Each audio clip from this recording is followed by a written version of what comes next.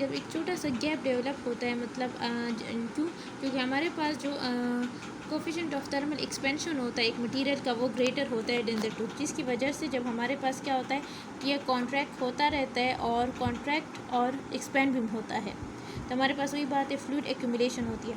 When the temperature returns to normal, جب temperature normal ہو جاتا ہے، then the fluid is forced out of the space, تو پھر کیا ہوتا ہے کہ جو فلوئڈ اندر یا بیکٹیریا ہوتا ہے ان کو فورس ٹو آؤٹ مطلب ان کو کیا نکال دیتے ہیں. پھر اس فینومینا از کال پرکولیشن. یاد رکھیں پرکولیشن ایک ایسا فینومینا ہے جب ہمارے پاس جو مٹیریل کا جو ہمارے پاس کوفیشنٹ آف تھرمل ایکسپینشن کیا ہوتا ہے وہ زیادہ ہوتا ہے ٹوتھ اسٹرکچر، جس کی وجہ سے ہمارے پاس فوڈ ایکومولیشن سب کچھ ہو جاتا ہے، فوڈ ایکومولیٹ ہو جاتا ہے. لیکن جب ہمارے پاس جب وہ ٹمپریچر نارمل ہو جاتا ہے تو سارا فلوئڈ کیا کر جاتا ہے، آؤٹ ہو جاتا ہے اس پہ سے، جسے ہم پرکولیشن کہتے ہیں. It occurs when the number of restorative materials, مطلب بہت سے ریسٹوریٹیو مٹیریلس کے ساتھ یہ ہوا.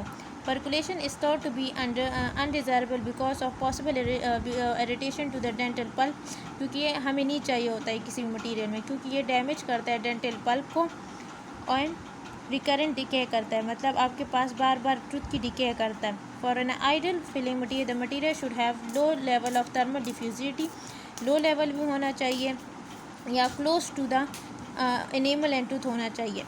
تو ہمارا یہ ہوتا ہے کہ ایک نارمل لیول ہونا چاہیے تھرمل ڈیفیوزی اور کنڈکٹیویٹی.